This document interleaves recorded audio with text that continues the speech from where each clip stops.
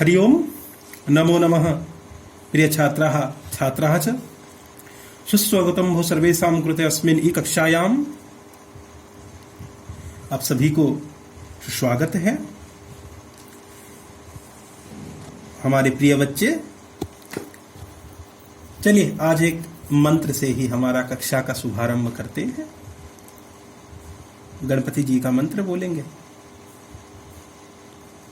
खर्वं स्थूलतनुं गजेन्द्रवदनं लंबोदरं सुंदरं पश्यन्दन् मधुगन्धलुब्धमधुपम् व्यालोलगण्डस्थलम्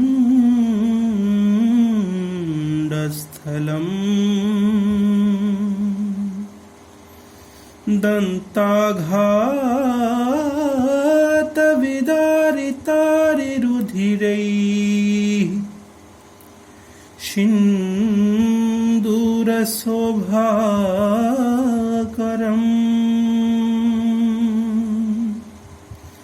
वन्दे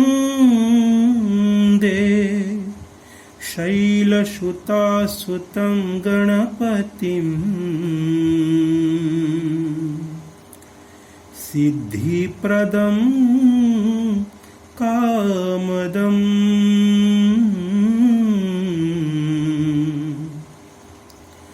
सिद्धिप्रदं कामदम्। अस्तु। गणपति जी को नमन और फिर से आप सभी को एक बार सुस्वागत है। बच्चे, भगवान का नाम जब करके मंत्र स्मरण करके कभी भी हम कुछ भी करते हैं ना, तो उस काम में हमको सिद्धि प्राप्त हो रही है, इस तरह का एक अनुभव मन में आने लगता है। जब हम कक्षा आरंभ कर रहे हैं इस ऐसे गंभीर परिस्थिति में, ई कक्षा के सहारा से, तो हम भी चाहेंगे कि हमारा कक्षा फलप्रद हो, फलप्रसू हो, आप सभी के लिए उद्दिष्ट हो, मंगल हो, आप सभी इससे लाभ उठा सके। यही मन भावना को मन में रखते हुए गणपति जी का पाठ करने के उपरांत अभी हम चले हमारे कक्षा की ओर। तो हमारे पूर्व कक्षा में अब तक हमने पढ़ चुके हैं, कई सारी चीजों को पढ़े हैं। हम लास्ट कक्षा की विषय हमारा जो था वो था धातु रूपाणी। हमने धातु रूप क्या है सारी डिटेल्स बताने के उपरांत आपको बताए भी थे। 4 प्रकार का हमारा जो अभी के आपके सिलेबस में जो है क्या था, वो पट धातु, भू धातु, अस धातु, 3 धातु था। 3 धातु को मैंने 5 लकारों के साथ आपको बताया था अर्थ सहित। तो धातु रूप एक प्रकार से आपका मान लीजिए हो भी गया है। अब अगर नए नए धातु पढ़ेंगे, धातु क्या है और नहीं पढ़ेंगे, धातु क्या है आपको पता है, नए नए धातु पढ़ेंगे अलग अलग प्रकार से, आत्मनेपदी का, परस्मैपदी का। लेकिन आज जो हमारा पाठ्य विषय है वो है शब्द रूपाणी, शब्द रूप। आज हम तो पढ़ेंगे शब्द रूप। हमारा जो मुख्य पाठ्य विषय वस्तु है, आज 4 शब्द को हम पढ़ने वाले हैं। 4 शब्द को पढ़ने से पहले मैं आप लोगों को क्लियर कर देना चाहता हूं कि ये जो शब्द रूपाणी, शब्द रूप है क्या, what do you mean by it. आप समझते क्या है शब्द रूप बोलने से? तो मैं आपको क्लियर करूं कि सेंटेंसेस जब भी संस्कृत में आते हैं, संस्कृत में जब भी वाक्य आते हैं, उन वाक्य में धातु रूप का रूल हमेशा रहता है। एक वर्ब के जैसा क्रिया बनता है। तो क्रिया को संपादन करने के लिए कौन जरूरी है? कर्ता, सब्जेक्ट। कर्ता नहीं रहेगा तो क्रिया कैसे होगा? फिर हम बोल देंगे खा रहा है, जा रहा है, हंस रहा है, पढ़ रहा है। भाई कौन खा रहा है, कौन जा रहा है, कौन हंस रहा है, कौन पढ़ रहा है? वो जो क्रिया को जो संपादन करता है वो होता है कर्ता। और ध्यान रखे बच्चे, प्यारे बच्चे, हमारे शब्द रूप संस्कृत में हमेशा कर्ता और कर्म के भांति व्यवहृत होते हैं। कर्म, कर्ता यानी सब्जेक्ट, कर्म यानी ऑब्जेक्ट। कभी कभी सेंटेंस बदलता रहता है तो वही कर्ता कर्म बन जाता है, फिर कर्म कर्ता बनता है, या फिर कर्म अलग रूप से, कर्ता अलग रूप से। लेकिन ये जो कर्ता और कर्म वाला जो चीज है ये बिलोंग करते हैं हमारे शब्द रूप से। तो शब्द रूपाणी यहाँ पे आप देख सकते हैं बहुवचन में है। मैं बता दूं आपको, जिस तरह नपुंसक लिंग में फल शब्द का उत्पत्ति रूप होता है फलम, फले, फलानी, ठीक उस तरह रूप शब्द भी नपुंसक में है शब्द रूपम, शब्द रूपे, शब्द रूपाणी। एक शब्द को नहीं पढ़ेंगे, दो शब्द को नहीं पढ़ेंगे, कितने पढ़ेंगे फिर? दो से ज्यादा, जो कि बहुवचन में होने के नाते यहाँ पे शब्द रूपाणी बहुवचन में प्रयोग हुआ है। अस्तु, तो आज हम देखेंगे हमारे शब्द रूप में क्या है, क्या चीज है ये। तो अभी तक अपने वर्णों से शब्द बनाने की विधि सीखी, शब्दों के मेल से ही वाक्य बनाते हैं। तो शब्द किस तरह है आपने क्लास 5 में पढ़े हैं, शब्द किस तरह बनाए जाते हैं, वर्ण संयोजन वर्ण वियोजन करके पढ़े हैं क्लास 5 में। उस शब्द से फिर वाक्य बनते हैं। वाक्य में कर्ता तथा क्रियापद अवश्य होते हैं। मैं जो बताया था, कर्ता और क्रियापद वाक्य में जरूर होते हैं। जिन पदों का क्रिया से सीधा संबंध होता है वे कारक कहलाते हैं। कारक भी हमारा चैप्टर है, पढ़ेंगे, लेकिन शब्द रूप में जब आ ही गए हैं तो कारक को भी एक बार हम देख ही लेंगे इसी जरिए। तो कारक पद क्रिया को पूरा करने में सहायक होते हैं। जितने सारे कारक होता है वो सारे कारक पद क्रिया से डायरेक्ट संबंध रखते हैं। इन चिन्हों से प्रकट किया जाता है, किंतु संस्कृत में शब्द के साथ ही विभक्ति लगा दी जाती है। शब्द रूप आ गया मतलब शब्द, जिस तरह हमने धातु रूप का नेचर पढ़े, तो धातु रूप यानी वहां पे लकार होना जरूरी है। फिर लकार में पुरुष होंगे, पुरुष के साथ साथ वचन होंगे। जिस तरह के एक धातु रूप का नेचर था वो, ठीक उस तरह यहाँ पे भी हम पढ़ने वाले हैं शब्द रूप का नेचर क्या है, क्या एक कॉमन चीज, कॉमन फैक्टर क्या है जो हर एक शब्द रूप में आता ही है, उस चीज को हम पढ़ेंगे आज। विभक्ति सहित शब्द ही शब्द रूप कहलाता है। संस्कृत में 8 विभक्तियां होती है। तो 8 विभक्तियां हम ऐसे नहीं कहेंगे, हम थोड़ा सा फंडामेंटल को हम ये क्लियर कर देते हैं। जैसे कि हमारा शब्द जो है ये 2 प्रकार के शब्द होते हैं।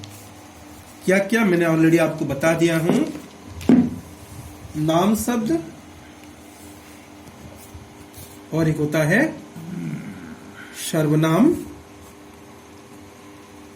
शब्द। तब हम यहां पे कह सकते हैं कि जो नाम शब्द का नेचर क्या है, सर्वनाम शब्द का नेचर क्या है। नाम शब्द में हमारे पास विभक्ति रहेंगे 1 to 8।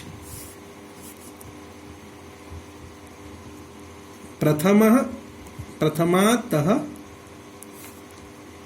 सप्तमी तथा संबोधनम आहत्य अष्टधा, अर्थात 5 से 7 तक हमारा 7 विभक्ति हो गए।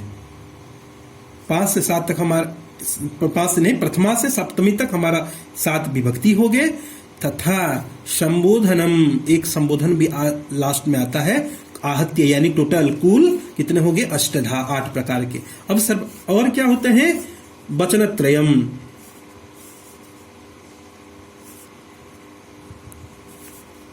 वचनत्रयम, एक द्वि बहु, एक वचन द्विवचन बहुवचन, ये है नाम शब्द में। अभी सर्वनाम की ओर आए, यहाँ पे बस थोड़ा सा अंतर देखने को मिलता है। यहाँ पे 1 to 8 है, यहाँ पे प्रथमातः सप्तमी तथा प्रथमातः सप्तमी पर्यंतम, प्रथमातः सप्तमी पर्यंतम, 1 to 7, कुल 7 विभक्ति हो गए। और वही वचन यहाँ पे फॉलो करेगा 3, जो चीज हमने यहाँ पे पढ़े। क्लियर है? ये हो गया शब्द रूप। शब्द रूप में जिस तरह हमने, हमारा एक संस्कृत सूत्र है, सुप्तिंग अंतम पदम,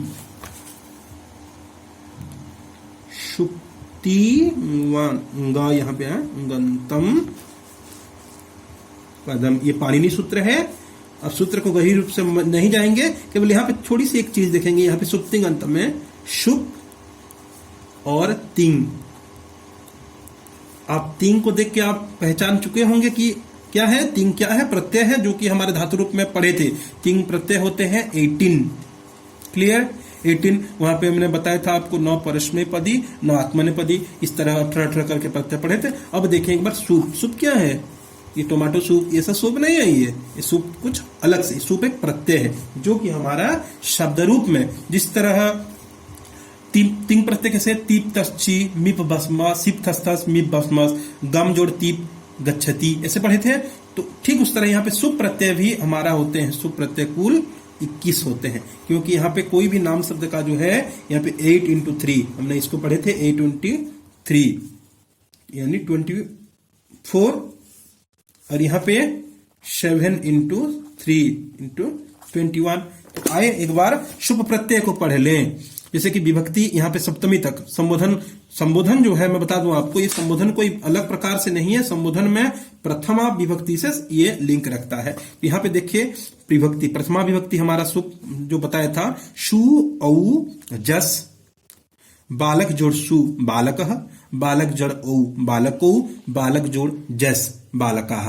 आप यहाँ पे अगर मन में अभी विचार कर रहे होंगे, शंका आ रही होगी कि बालक जड़ जस कैसे बालकाः बन गया, तो मैं बता दूं जिस तरह वहां पे गम जोड़ तीप गच्छति बनाता है और उसको साधन करने के लिए मैंने बताया था लंबी चौड़ी प्रोसेस है जिसका आपको अभी जरूरत नहीं है, ठीक इस तरह यहाँ पे अनेक सूत्रों के माध्यम से ये बालकाः पद सिद्ध होता है, जो कि आपके लिए अभी जरूरत नहीं है। आपको केवल इतना ध्यान रखना है, बालक जोड़ जोस बालकाः। ठीक उस तरह प्रत्यय देखें, ओम जोड़ ओट जो आसस, ता जोड़ भ्याम ता भ्याम भीस, गे भ्याम भ्यस, गसी भ्याम भ्यस गस, उस आम गी ओस शुभ। ये हो गया हमारा शुभ जो है, पो यहाँ पे देखिए लास्ट में है, तो सु यहाँ पे आद्य सु, अंतिम वाला सु को लेकर हमारा प्रत्यय बना शुभ प्रत्यय, जो कि 21 हो गया। ये क्लियर, आपका शब्द रूप यहाँ पे क्लियर हो जाता है। अभी हम चले हमारे किताब की ओर।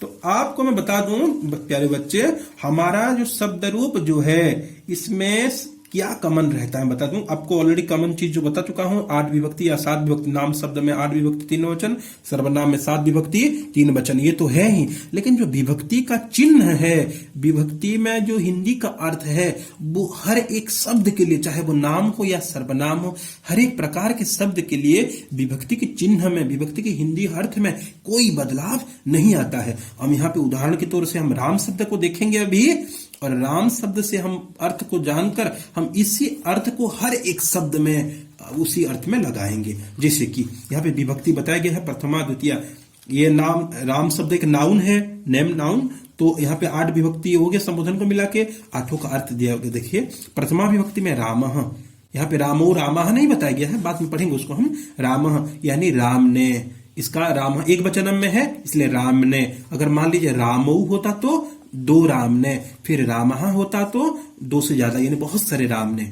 उसके बाद द्वितीय में रामम यानी इसका राम को, द्विवचन में राम रामो 2 राम को, फिर रामान 2 से ज्यादा राम को, फिर तृतीय रामेण राम से या फिर राम के द्वारा, फिर रामेण रामाभ्याम 2 राम से या फिर 2 राम के द्वारा, फिर रामे ही बहुत सारे राम से या फिर बहुत सारे राम के द्वारा, फिर चतुर्थी रामाय यानी राम के लिए, रामाभ्याम द्विवचन में 2 राम के लिए, रामेभ्यः बहुत सारे राम के लिए, फिर पंचमी रामात राम से, इस तरह षष्ठी रामस्य राम का, सप्तमी रामे राम में, संबोधन हे राम हे राम।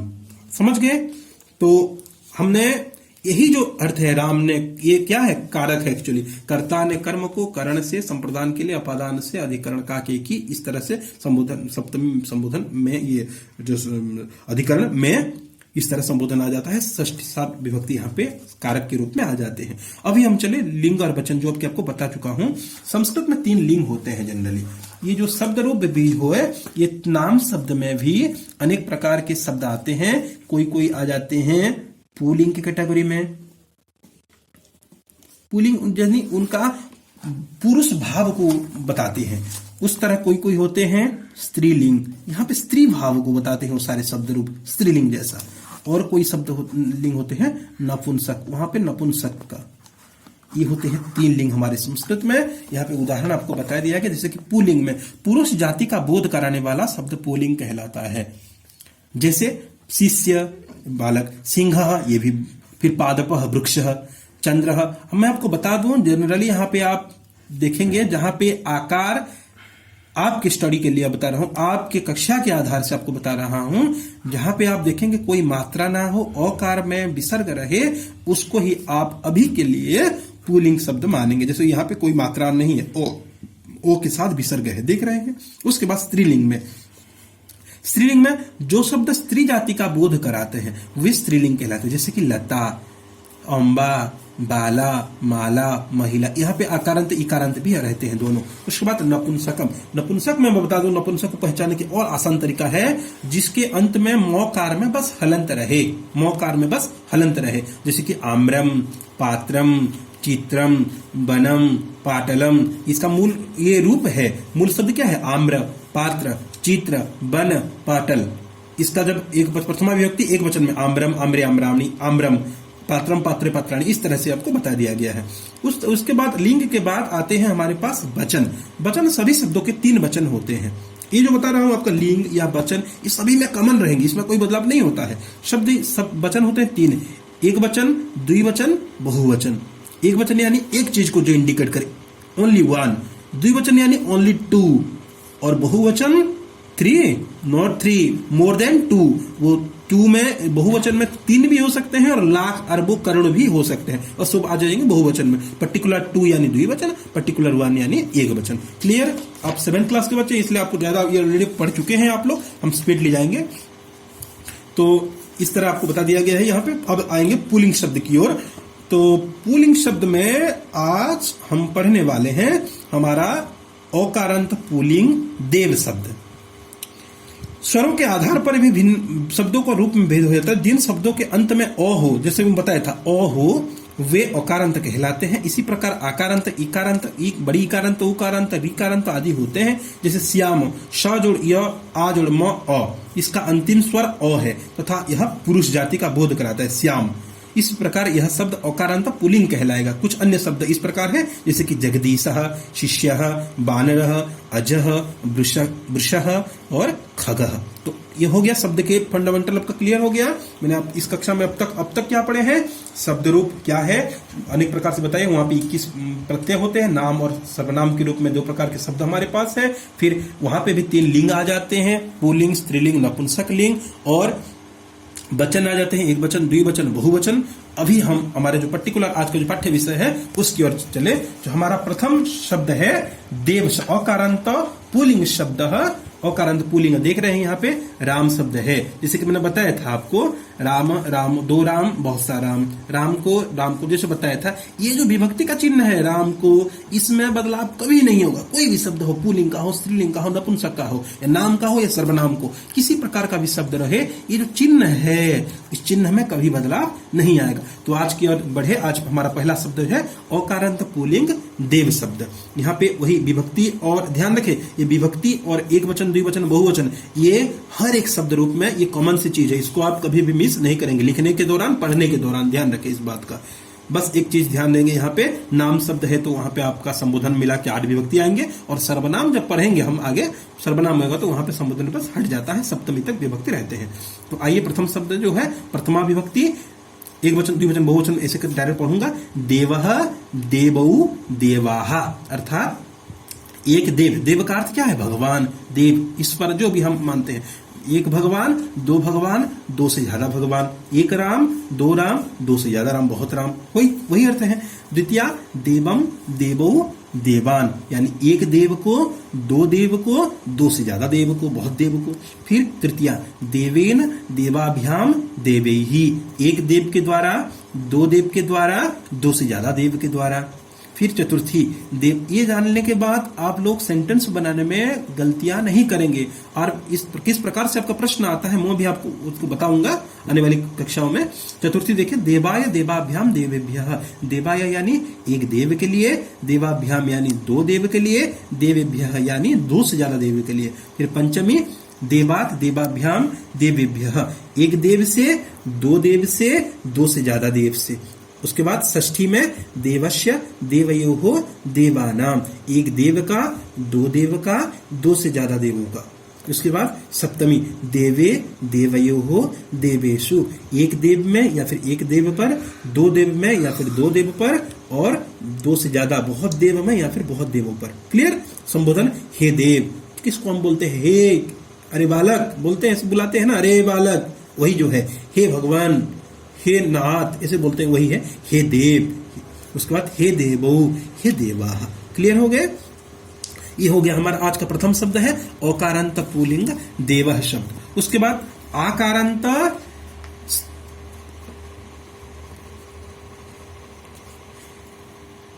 हे देवो हे देवाः।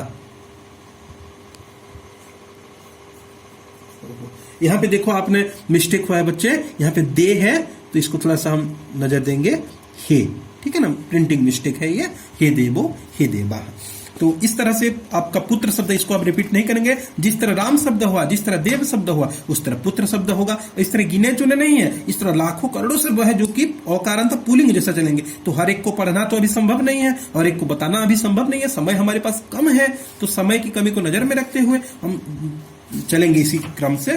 तो आइए, तो अभी हम चलते हैं हमारा आकारांत स्त्रीलिंग की ओर। आकारांत स्त्रीलिंग आज का जो विषय है, मैं इसको पढ़ाऊंगा। आकारांत स्त्रीलिंग देखें, लता शब्द आज का जो है आकारांत स्त्रीलिंग लता शब्द। यहां पे भी वही अर्थ चलेगा, बस वो औकारांत पुल्लिंग था, ये आकारांत स्त्रीलिंग है। लता लते लताहा, एक लता, दो लता, दो से ज्यादा लता। अब उसी को अब हिंदी में अर्थ जानेंगे, मैं अब नहीं दोहराऊंगा। उस द्वितीय विभक्ति लताम लते लताहा। उसके बाद तृतीया लतया लताभ्याम लताभिहि। उसके बाद चतुर्थी लतायै लताभ्याम लताभ्यः। पंचमी लतायाः लताभ्याम लताभ्यः। षष्ठी लतायाः लतयोः लतानां। सप्तमी लतायां लतयोः लतासु। संबोधन हे लते हे लते हे लताः। क्लियर? उसके बाद ये हो गया आकारांत द्वितीय शब्द आज का हमारा आकारांत स्त्रीलिंग। उसके बाद उकारांत पुल्लिंग शब्द की ओर बढ़े, जो कि भानु शब्द है। भानु शब्द आपकी किताब में नहीं है, गुरु शब्द है, उसके जैसा शब्द है, इसलिए मैं आपकी सुविधा के लिए मैं लिख दिया हूं भानु शब्द को, वही है भानु। उकारांत पुल्लिंग शब्द। विभक्ति देखिए यहाँ पे, प्रथमा भानु भानु भानवः। भानु का अर्थ क्या है? सूर्य, शौन, सूर्य, सूरज। एक सूर्य, दो सूर्य, दो से ज्यादा सूर्य। फिर द्वितीय भानु भानु भानून। फिर तृतीया विभक्ति भानुना भानुभ्याम भानुभिः। चतुर्थी विभक्ति भानवे भानुभ्याम भानुभ्यः। उसके बाद पंचमी विभक्ति भानोः भानुभ्याम भानुभ्यः। षष्ठी विभक्ति भानोः भानुवोः भानूनां। सप्तमी विभक्ति भानौ भानुवोः भानुषु। संबोधन हे भानो हे भानु हे भानवः। ये हो गया आज हमारा तृतीय शब्द है। आज का हमारा जो अंतिम शब्द है औकारांत पुल्लिंग हमने पढ़ चुके, जैसे कि राम और देव को पढ़े। अभी ये है औकारांत, लेकिन वो था पुल्लिंग, ये है नपुंसक लिंग।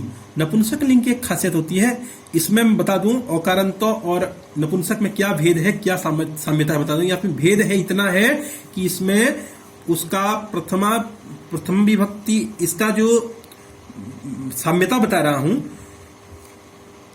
औकारांत नपुंसक वाला कोई भी शब्द हो वो, उसमें प्रथमा विभक्ति में एक वचन, द्विवचन, बहुवचन, द्वितीय विभक्ति में एक वचन, द्विवचन, बहुवचन, ये समान रूप से चलते हैं। बाकी तृतीय अनवर्स, तृतीय से जो भी संबोधन तक है, ये औकारांत पुल्लिंग, यानी राम के शब्द जैसा चलेगा या देव के शब्द जैसा चलेगा, उसमें जिस तरह से लिखा हुआ था उस तरह से चलता है।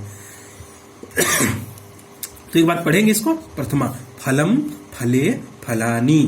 द्वितीया फलम फले फलानी। तृतीया फलेन फलाभ्याम फलैहि। चतुर्थी फलाय फलाभ्याम फलेभ्यः। पंचमी फलात् फलाभ्याम फलेभ्यः। षष्ठी फलस्य फलयोः फलानां।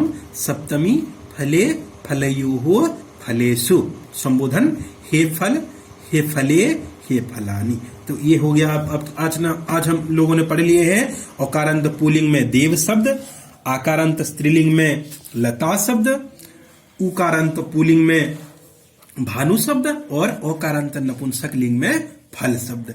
इनके जैसा अनेक प्रकार के शब्द है, उन सारे शब्द को आप पढ़ेंगे, और खास करके इन शब्दों को जो पढ़ाया गया इसको आप पढ़ेंगे कॉपी में। मैं बोल रहा हूं जिस तरह आपको बोला था मैंने, धातु रूप को, हर एक धातु को मैंने 5-5 बार लिखने के लिए बोला था, ठीक उसी तरह हाँ, उसमें क्या प्रॉफिट आपको बताया था, 5 बार लिखने के बाद आपका जो डबल वर्क है, जो आपको रटने का, याद करने का, वो आपको करने की जरूरत नहीं पड़ेगा। क्यों नहीं पड़ेगा? क्योंकि 5 बार वो धातु रूप को लिख देंगे 5 लकारों के साथ, तो खुद ब खुद पढ़ते पढ़ते लिखेंगे, याद हो जाएगा। ठीक उस तरह मैं आपको बता रहा हूं, अब प्यारे बच्चे हैं, बात मानेंगे, आपकी अच्छाई के लिए बोला जा रहा है। आज जो 4 शब्द कम से कम आज हम पढ़े हैं, इन 4 शब्द को आप लोग 5 टाइम्स लिखेंगे, और लिखेंगे ऐसे नहीं चुपचाप नहीं लिखेंगे, पढ़ते हुए लिखेंगे। और पढ़ते हुए लिखने के दौरान आपको क्या प्रॉफिट मिलेगा, ठीक उस तरह ये जो 4 शब्द है जो कि आपका एग्जाम ओरिएंटेड है, आपका प्रश्न आने वाला है इससे। ऐसा नहीं कि आपको पढ़ाया जा रहा है, केवल आप देख रहे हैं, सुन रहे हैं,